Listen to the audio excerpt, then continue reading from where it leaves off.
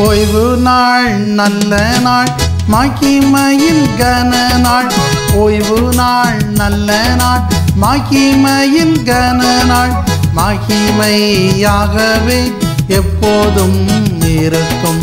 மகிமையாகவே எப்போதும் இருக்கும்.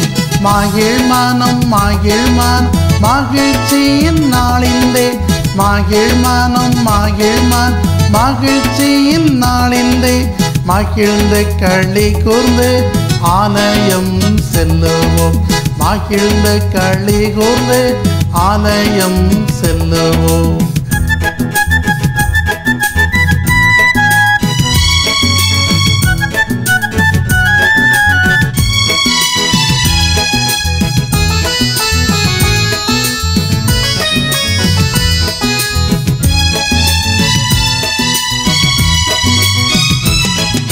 மகிழ் மனம் மகிழ் மனம் மகிழ்ச்சியின் நாளிலே. மகிழ்ந்து களி கூர்ந்து ஆலயம் செல்லுவோம். மகிழ்ந்து களி கூர்ந்து ஆலயம் செல்லுவோம்.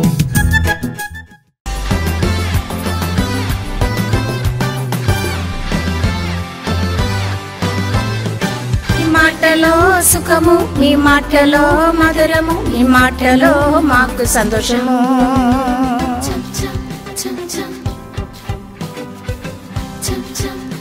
கிறிஸ்துவுக்குள் எனக்கு அன்பான திருச்சபை மக்களே, அன்புக்குரியவர்களே, இயேசுவின் நாமத்தினாலே நான் வாழ்த்துகிறேன். இந்த நாள் வருடத்தின் கடைசி நாள், கடைசி ஞாயிற்றுக்கிழமை, ஒருவல ஸ்தோத்திர ஞாயிறாக இந்த நாளை நாம் கடைபிடிக்கிறோம், ஆசரிக்கிறோம். ஆண்டவருக்கு நன்றி சொல்லாமல் வேறு என்ன செய்வது என்பது அதற்கு இணையான இன்னொரு வார்த்தை இல்லை. இந்த ஆண்டு முழுவதும் நம்மை வழிநடத்தி வந்திருக்கிறாரே, அப்படிப்பட்ட நல்ல தேவனுக்கு நன்றி மட்டும்தான் நாம் செலுத்த முடியும். அவருக்கு அதற்கு கைமாறாக வேறு எதையும் செலுத்துவதற்கு அவரை விட நம் மேலானவர்கள் அல்ல, பெரியவர்கள் அல்ல.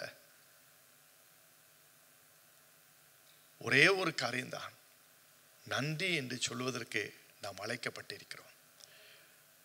பிரியமான தேவனுடைய பிள்ளைகளே, அதை தான் அப்போஸ்தலனாகிய பரிசுத்த பவுல் கொரிந்தியருக்கு எழுதும்போது அருமையாக ஒரே சென்டென்ஸ்ல, ஒரே வரியில அருமையாக எழுதியிருக்கிறார். 2 கொரிந்தியரின் நிருபம் 9ஆம் அதிகாரம் 15ஆம் வசனத்தை வாசிக்க கேட்போம். தேவன் அருளிய சொல்லி முடியாத ஈவுக்காக அவருக்கு ஸ்தோத்திரம்.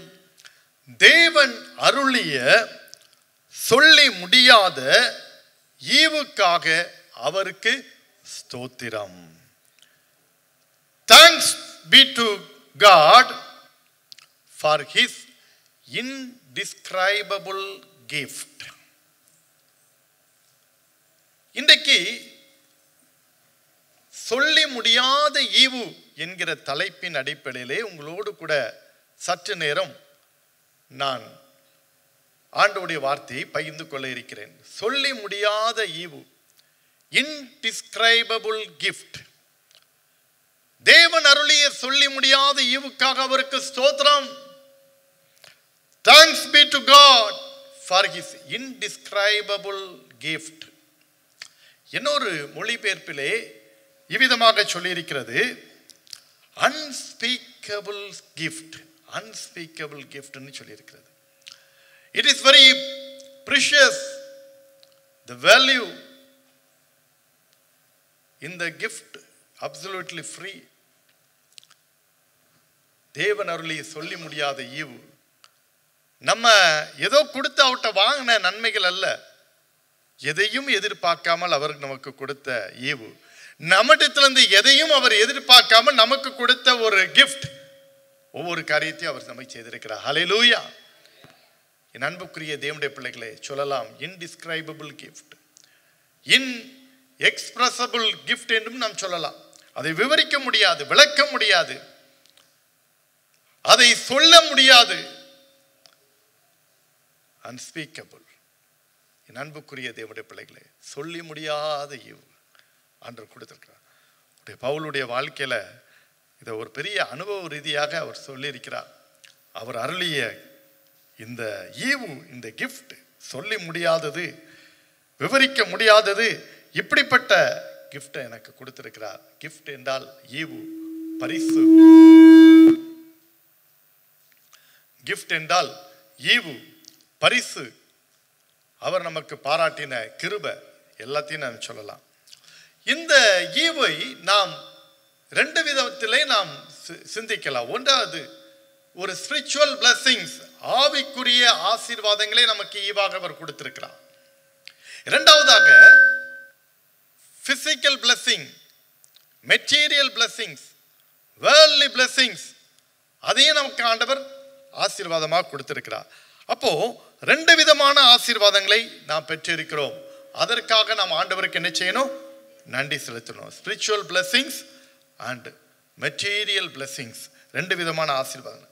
அப்போ ஸ்பிரிச்சுவல் பிளஸிங் என்று சொல்லும்போது ஒரு பெரிய பிளஸிங் வந்து அவருடைய கிருபை, அவருடைய கிரேஸ்.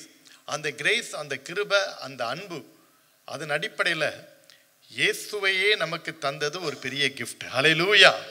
இயேசுவே நமக்கு தந்தது ஒரு பெரிய கிஃப்ட்.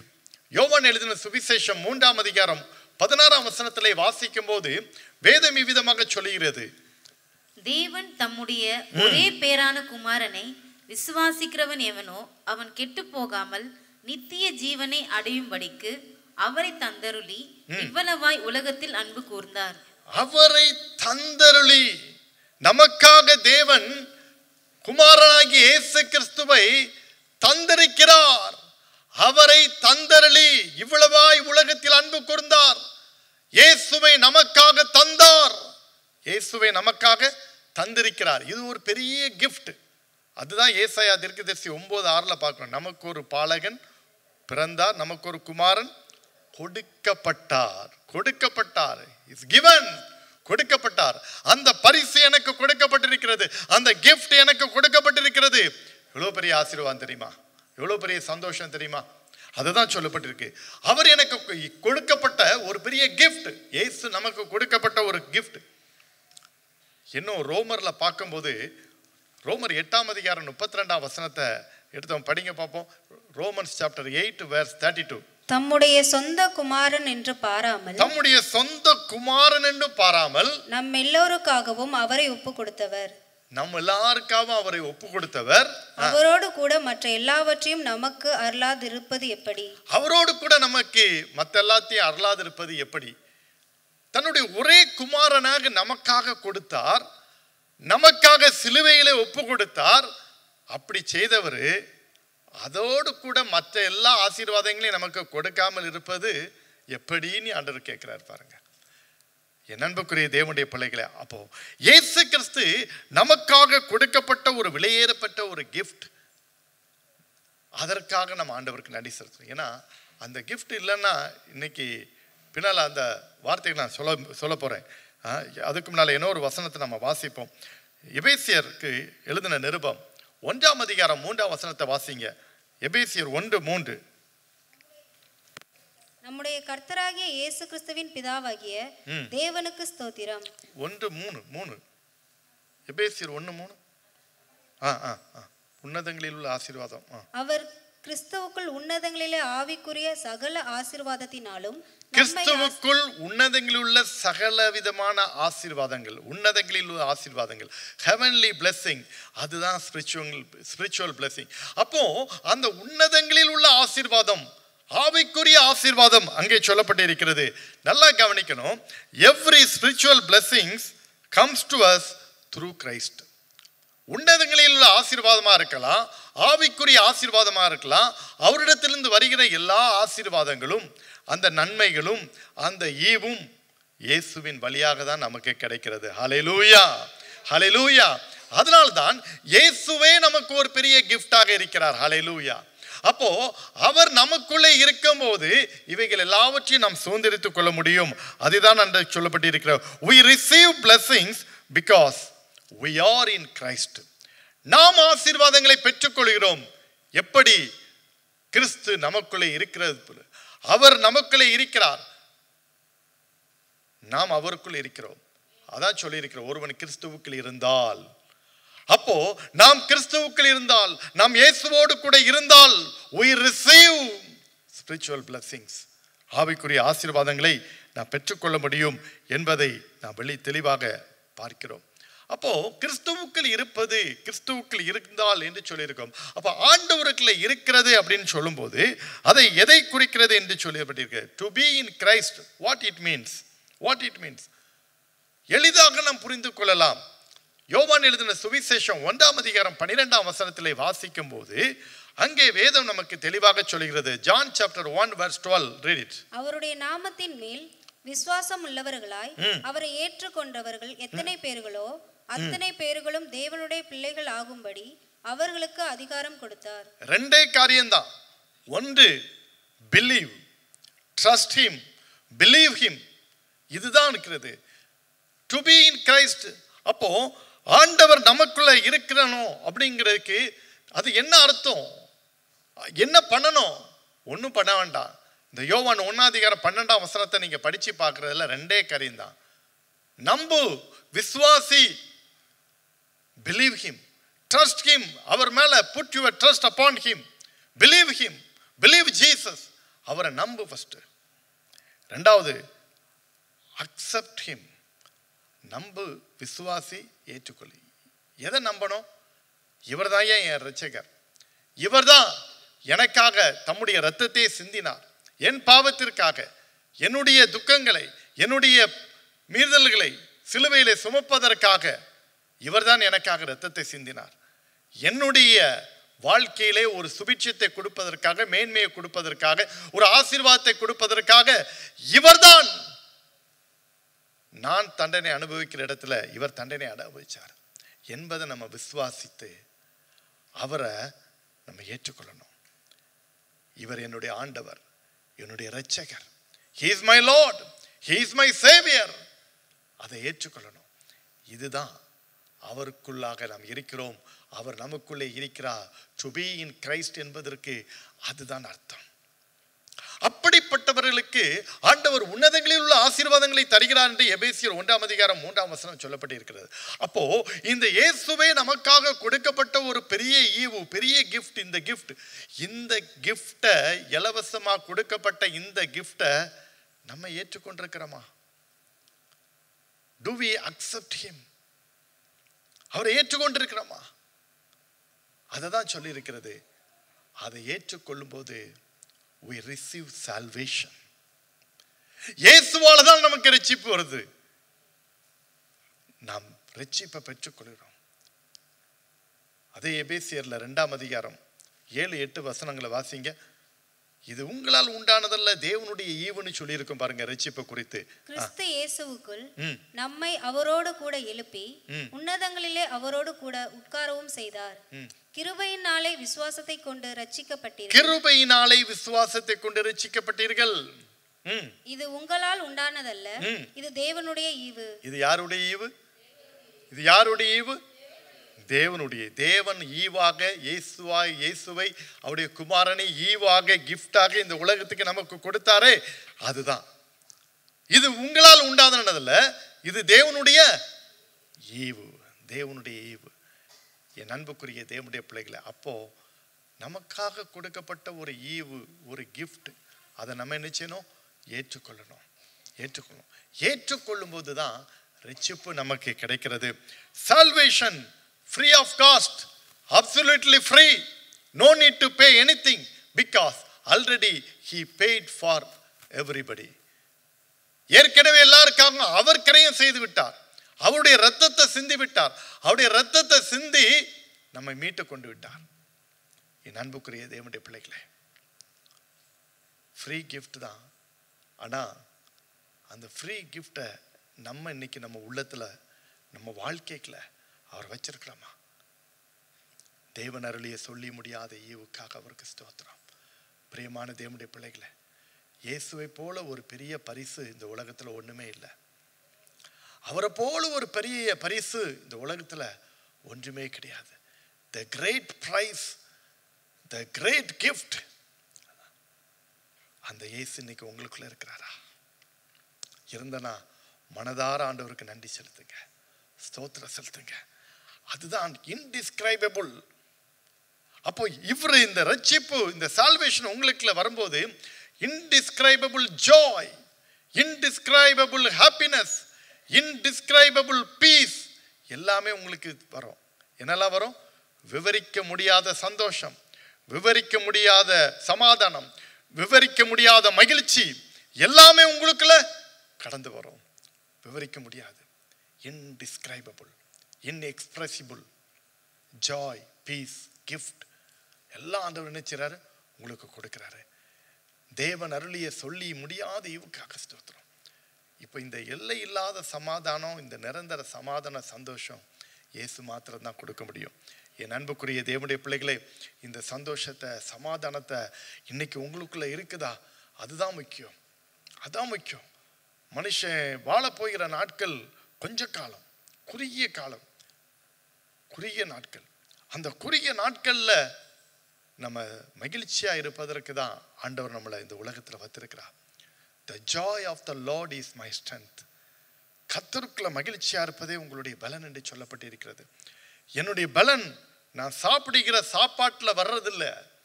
என் பலன் நான் உடற்பயிற்சி செய்யறதுனால வர்றதில்லை. என்னுடைய பலன் நான் பலவிதமான ஆரோக்கியமான உணவு வகைகளையும் சாப்பிட்றதுனால இல்லை. என்னுடைய பலன் அவருக்குள் நான் மகிழ்ச்சியா இருப்பது. கரங்களை தட்டி கர்த்தரை மகிமைப்படுத்துவோம். That is my strength. கர்த்தருக்குள் மகிழ்ச்சியா இருப்பது தான் என்னுடைய பலன். என் அன்புக்குரிய தேவனுடைய பிள்ளைகளே, அப்ப அவருக்குள்ள மகிழ்ச்சியா இருப்பேன்னா அவர் எனக்குள்ள இருக்கணும். அதுதான் பெரிய ஆவிக்குரிய ஆசீர்வாதம்னு சொல்லும்போது, அந்த ஆவிக்குரிய ஆசீர்வாதத்திற்கு மேல ஒரு ஆசீர்வாதம் இல்லை.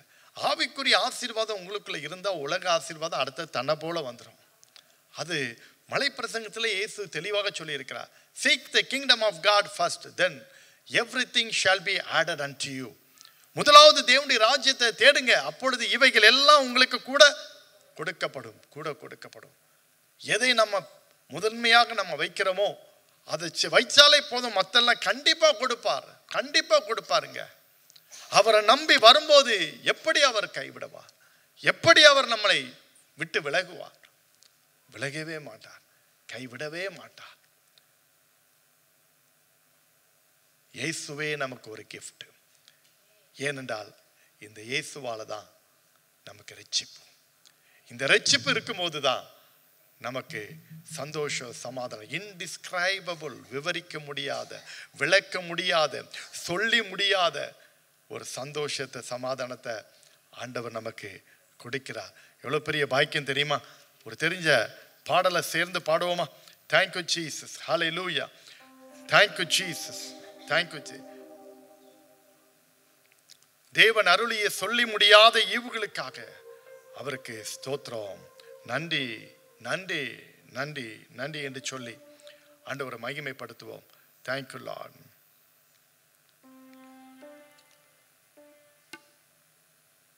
தேவன் அருளிய சொல்லி முடியாத ஈவுகளுக்காய் ஸ்தோத்திரம். தேவன் அருளிய சொல்லி முடியாத ஈவுகளுக்காய் ஸ்தோத்திரம். அளவற்ற அவரின் கிருபைகளுக்காய் ஆயுள் முழுதும் ஸ்தோத்திரம். அளவற்ற அவரின் கிருபைகளுக்காய் ஆயுள் முழுதும் ஸ்தோத்திரம். ஆயுள் முழுதும் ஸ்தோத்திரம். நன்றி சொல்லாமல் இருக்கவே முடியாது, பல நன்மை செய்த இயேசுவுக்கே நன்றி நன்றி நன்றி என்று சொல்லி நான் துதிப்பேன், நாள்தோறும் போற்றுவேன், நாள்தோறும்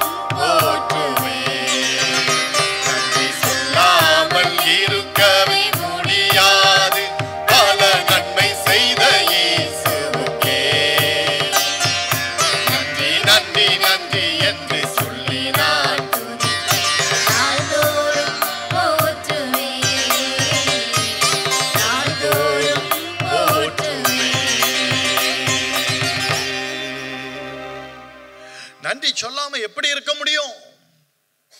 இயேசுவே நமக்கு பரிசாக கொடுத்திருக்கிறாரே, அவரையே நமக்கு பரிசாக கொடுத்திருக்கிறாரே. அப்படி இருக்கும்போது நாம் நன்றி சொல்லாமல் எப்படி இருக்க முடியும்? அந்த பரிசை நமக்காக கொடுத்தவர், அதன் மூலமாக கிடைக்கிற சந்தோஷம், நிம்மதி, சமாதானம், ரட்சிப்பு, எல்லாத்துக்கும் மேல நித்திய ஜீவன். கரங்களை தட்டி கர்த்தரை மகிமைப்படுத்துவோமா? Eternal life. எல்லாம் இருந்து அதை இழந்து போயிட்டீங்கன்னா பிரயோஜனமற்று போயிருங்க. பிரயோஜனம். I have everything, okay, very good. To you have eternity? உங்களுக்கு நித்திய ஜீவன் இருக்குதா? அங்க போவீங்களா? அந்த நிச்சயம் இருக்கா?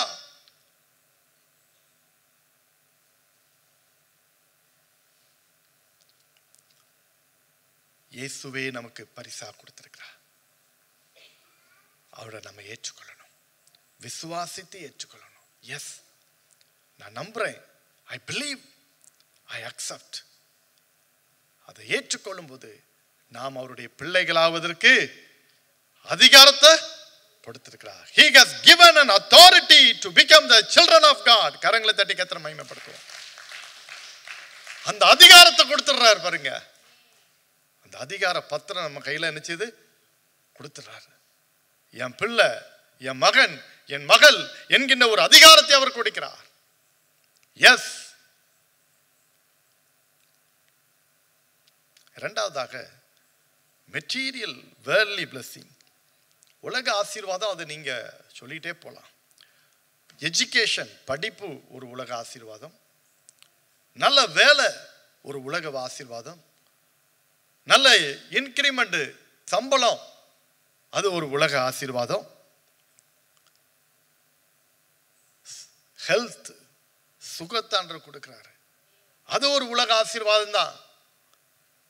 நல்ல ஒரு திருமணத்தை ஆண்டவர் உனக்கு கொடுத்திருக்கார், நல்ல குடும்பத்தை கொடுத்திருக்கிறாருன்னா அது ஒரு உலக ஆசீர்வாதம். நல்ல பிள்ளைகளை கொடுத்திருக்கிறாருன்னா அது ஒரு உலக ஆசீர்வாதம். நல்ல வியாபாரத்தை கொடுத்திருக்கிறார், அது ஒரு உலக ஆசீர்வாதம். உன்னுடைய பொருளாதாரத்தை ஆண்டவர் ஆசீர்வச்சிருக்கிறாரு. உன் அப்பம் தண்ணீர் குறைபடாம ஆசீர்வாதமா இருக்குன்னா அது ஒரு உலக ஆசீர்வாதம். அப்பமும் தண்ணீரும் குறைபடாம ஒவ்வொரு நாளும் உன்னை போஷிக்கிறாரு. plenty of goodness, எவ்வளோ நன்மைகளை செய்திருக்கிறார். just to look back, பின்னால திரும்பி பாருங்க. இந்த வருஷம் மட்டும் இல்லை, உங்க வயசுல உங்களுக்கு நினைவு தெரிந்த நாள்ல இருந்து இந்நாள் வரையும் பாருங்க, அன்று உங்களுக்கு எவ்வளவு நன்மை செய்திருக்கிறார். எத்தனையோ நன்மைகளை செய்திருக்கிறார்களா? அதெல்லாம் நினைச்சு நீங்க ஆண்டவருக்கு நன்றி செலுத்தணும். சமயங்கள்ல பலவீனத்துல நீங்க ஒடுங்கி போயிருக்கலாம், சுகவீனத்துல ஒடுங்கி போயிருக்கலாம், மரண பள்ளத்தாக்கில கூட போயிருக்கலாம். ஆனா ஆண்டவர் உங்களை விட்டு விலகலிய, உங்களை கைவிடலிய, உங்களை தூக்கி எடுத்தார, நிலை நிறுத்தினார, அதற்காக நீங்க அவருக்கு நன்றி செலுத்த வேண்டாமா? இன்னைக்கு நன்றி செலுத்துறத தவிர வேற ஒண்ணுமே இல்லைங்க. மனதார நன்றி செலுத்துங்க. இந்த ஆலயத்துல மட்டும் இல்லை, வீட்டுக்கு போயும் நல்ல ஸ்தோத்திர சங்கீதங்களெல்லாம் வாசிங்க. ஆண்டவருக்கு நல்ல தனிமையா உட்கார்ந்து நன்றி செலுத்துங்க. நன்றி செலுத்த செலுத்த செலுத்த அவருடைய கிருபை உங்களுக்குள்ள வந்துட்டே இருக்கும். வரப்போற வருஷத்தை உங்களுக்கு ஆசீர்வாதமாக்கி தரப்போறாரு. கரங்களை தட்டி கர்த்தரை மகிமைப்படுத்துவோமா? மகிமைப்படுத்துவோமா? உங்களுடைய எஜுகேஷன், பிள்ளைகளுடைய படிப்பை ஆசீர்வச்சிருக்கலாம். வேலை இல்லாதவங்களுக்கு வேலையை கொடுத்து வேலையில் ஆண்டவர் உயர்த்திருக்கலாம். நல்ல சம்பளத்தை கொடுத்துருக்கலாம். பிள்ளைகளுடைய வாழ்க்கையில குழந்தை பாக்கியங்களை கொடுத்து ஆண்டவர் ஆசீர்வச்சிருக்கலாம்.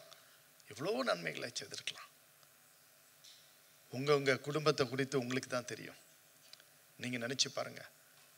ஆண்டவர் வீடை கட்ட கிருபை செய்திருக்கலாம், புதிய வாகனங்களை வாங்க செய்திருக்கலாம், அல்லது உங்க வீட்டுக்கு புதிய பொருட்களை வாங்குவதற்கு ஆண்டவர் உதவி செய்திருக்கலாம். ஏதோ ஒரு நன்மைகளை உங்களுக்கு கொடுத்திருக்கலாமே. அதெல்லாம் நினைச்சு நம்ம ஆண்டவருக்கு நன்றி சொல்வதற்கு நம்ம அழைக்கப்பட்டிருக்கிறோம். என் அன்புக்குரிய தேவனுடைய பிள்ளைகளே, ஒரே ஒரு நிமிஷம் இந்த செய்தியை கேட்டுக்கொண்டு இருக்கும் போதே ஜஸ்ட் நீங்க திங்க் பண்ணி பாருங்க, எவ்வளவு நன்மைகள் ஆண்டவர் செய்திருக்கிறார். எத்தனையோ நன்மைகளை செய்த தேவனுக்கு என் வாழ்விலே செய்திருக்கிறார் ஐயா. ஏராளமாய் நன்றி சொல்லுவேன், ஏராளமாய் நன்றி சொல்லுவேன். அத்தனையும் நினைத்து நினைத்து நான் ஆண்டவரை துதிப்பேன், அவரை நான் போற்றுவேன். போற்றுவோமா, துதிப்போமா? Thank you Jesus.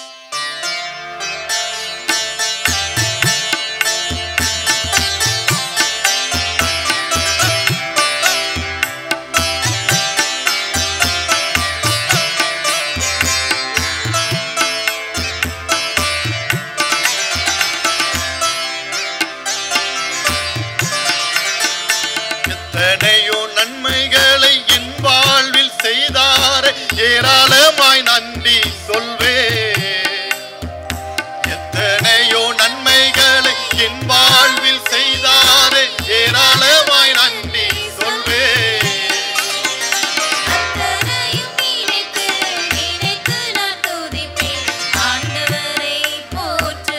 எல்லாரும் சேர்ந்து எல்லாரும் ஒவ்வொருவரும் பாடுவோம், ஒவ்வொரு வாயை திறந்து பாடுவோம். எத்தனையோ நன்மைகளை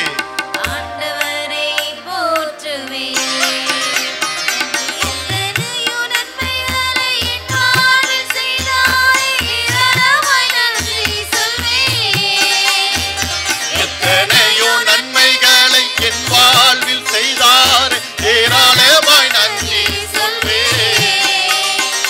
அத்தனையும் நினைத்து நினைத்து நான் துதிப்பேன். ஆண்டவரை போற்றுவேன். அத்தனையும் நினைத்து நினைத்து நான் துதிப்பேன். ஆண்டவரை போற்றுவேன். ஆண்டவரை போற்றுவேன். நன்றி சொல்லாமல் இருக்கவே முடியாது, பல நன்மை செய்த இயேசுவுக்கே நன்றி நன்றி என்று சொல்லி நான் துதிப்பேன். நாள்தோறும் போற்றுவேன், நாள்தோறும் போற்றுவேன். தேவன் அருளிய சொல்லி முடியாத ஈவுக்காக அவருக்கு ஸ்தோத்திரம். Thanks be to God for his indescribable gift. ஆவிக்குரிய ஆசீர்வாதத்தை நமக்கு கொடுத்திருக்கிறார். அதனுடைய உச்சக்கட்டம் தான் இயேசுவே நமக்கு கொடுத்திருக்கிறார். அந்த இயேசுவை நம்புவோம், ஏற்றுக்கொண்டு ரட்சிப்பை சுதந்திரிப்போம். இலவசமான விவரிக்க முடியாத சந்தோஷத்தை, சமாதானத்தை பெற்று அனுபவிப்பதற்கு ஆண்டவர் நம்மை அழைக்கிறார். இரண்டாவதாக, உலக பிரகாரமாக எவ்வளோ ஆசீர்வாதத்தை ஆண்டவர் உங்களுக்கு கொடுத்திருக்காரு. அதெல்லாம் நினைச்சு நீங்க ஆண்டவர் நன்றி செலுத்துங்க. நல்ல ஜீவன், சுகம், பலன், food, shelter, clothing, these are the basic need எல்லாம் கொடுத்துருக்கிறாரு பாருங்க. அதை நினைச்சு நம்ம ஆண்டவருக்கு நன்றி செலுத்துவோம். இஸ்ரவேல் ஜனங்கள் அவர்களுக்கு கிடைத்த நன்மைகளை நினைத்து நன்றி சொல்வதற்கு பதிலாக முறுமுறுத்தார்கள். Let me conclude with this point. இஸ்ரவேல் ஜனங்கள் ஆண்டவர் அவர்களுக்கு செய்த நன்மைகளை நினைத்து துதிப்பதற்காக முறுமுறுத்தார்கள். Instead of praising, they were murmuring against God. They are receiving goodness one after another, but they failed to praise God. They murmured against God. ஆண்டவரை துதிப்பதற்கு பதிலாக முறுமுறுத்தார்கள். But the result, the result, அவர்கள் பாலும் தேனும் ஓடுகின்ற அந்த கானானுக்குள் பிரவேசிக்க முடியல. They were rejected. They were died in the wilderness. Similarly, இதே போலதான் அவர் உனக்கு எவ்வளோ நன்மைகளை செய்திருக்கிறார் தெரியுமா? இந்த நன்மைகளை நினைத்து நீயும் துதிக்க மறப்பாயானால், அவருக்கு நன்றி செலுத்த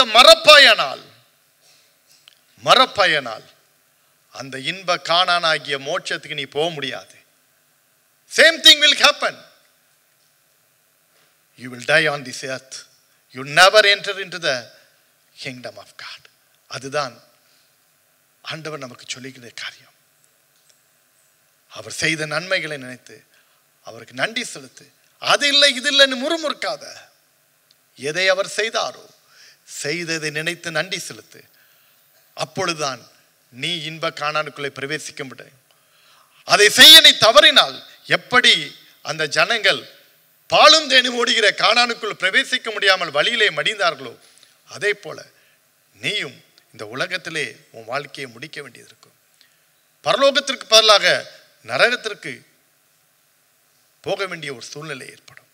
இன்றைக்கு உங்களை ஆராய்ந்து கொள்ளுங்கள், உங்களை அறிந்து கொள்ளுங்கள்.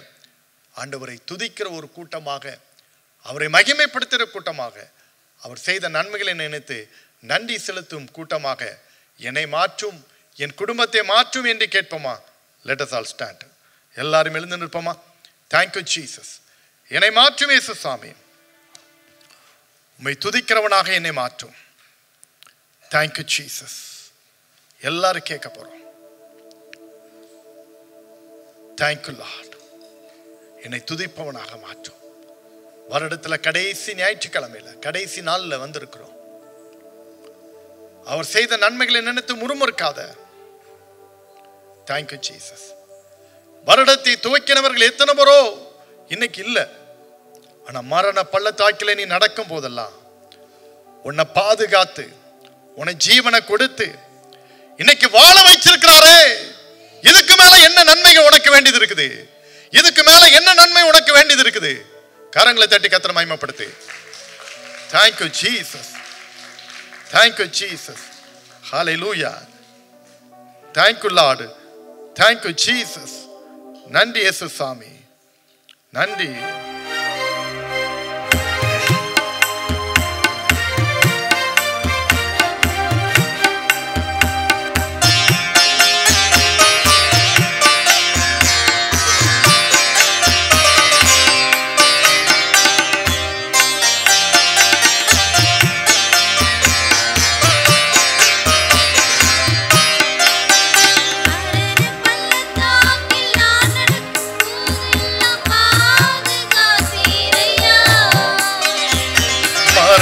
பள்ளத்தாக்கில் நான் நடக்கும் போதெல்லாம் பாதுகாத்தீரையா.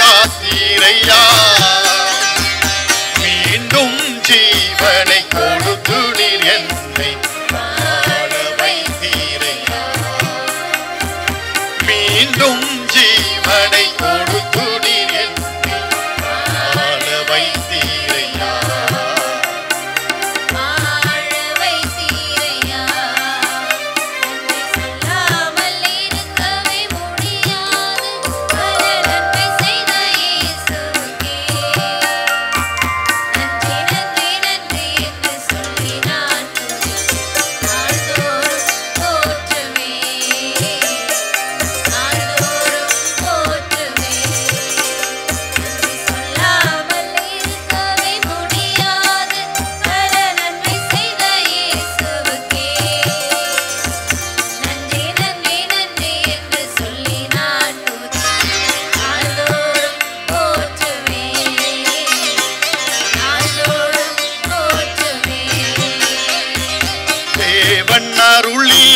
சொல்லி முடியாத இவுகளுக்காய் ஸ்தோத்திரம். தேவன் அருளிய சொல்லி முடியாத இவுகளுக்காய் ஸ்தோத்திரம். அளவற்றவரின் கிருபைகளுக்காய் அளவற்றவரின் கிருபைகளுக்காய்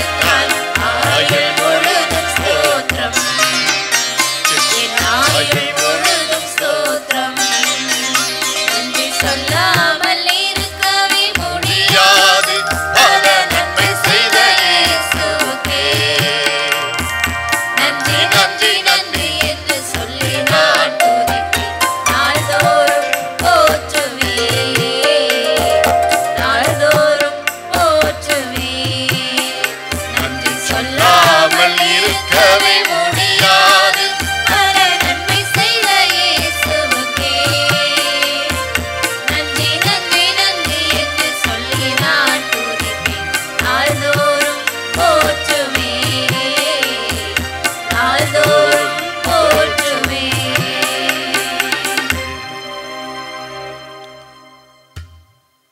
தேவன் அருளிய சொல்லி முடியாத ஈவுக்காக அவருக்கு ஸ்தோத்திரம்.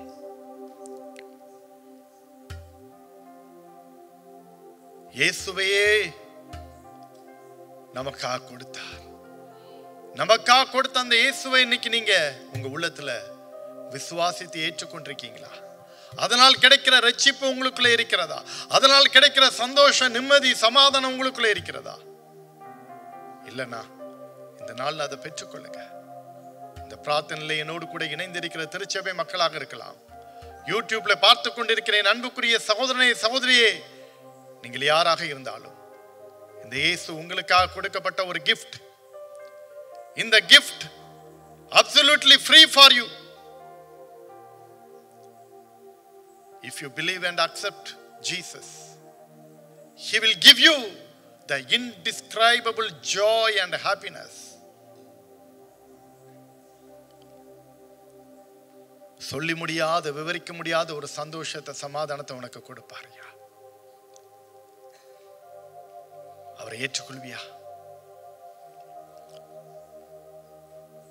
ஒருவேளை அந்த இயேசு உனக்குள்ள இருக்கிறான்டா, அதற்கு நன்றி என்று சொல்லு, ஸ்தோத்திரம் என்று சொல்லு.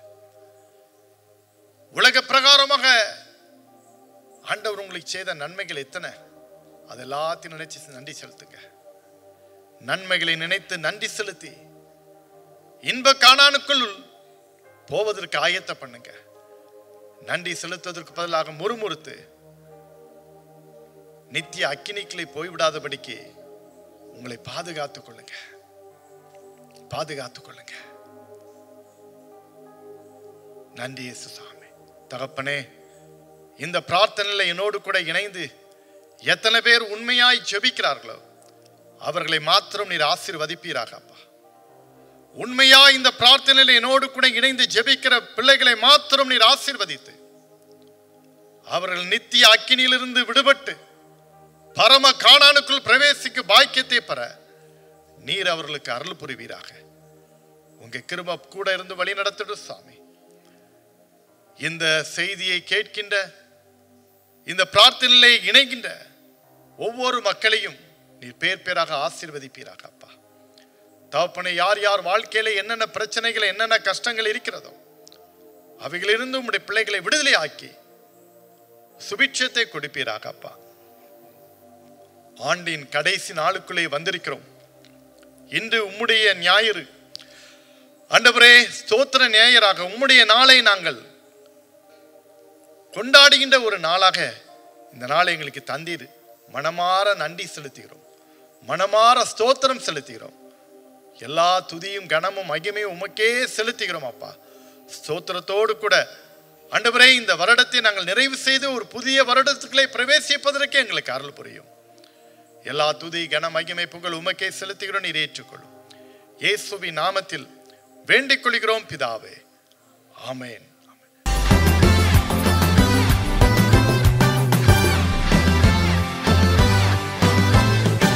మాటలో సుఖము, నీ మాటలో మధురము, నీ మాటలో మాకు సంతోషము.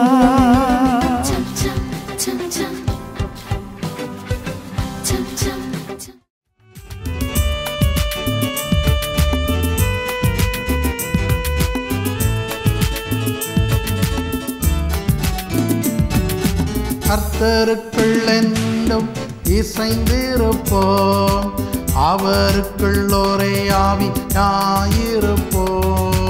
கர்த்தருக்குள் என்றும் இசைந்திருப்போம், அவருக்குள் ஒரே ஆவியாயிருப்போம். ஆவியினாலும் சரீரத்தினாலும் மகிமை செலுத்திடுவோம். கர்த்தருக்கே என்றும் ஆவியினாலும் சரீரத்தினாலும் மகிமை செலுத்திடுவோம். கர்த்தருக்கே என்றும். தேவனின் ஆலயமே, பரிசுத்த ஆலயமே, மகிமையின் ஆலயமே, நாமே அவ்வாலயமே. தேவ தேவனின் ஆலயமே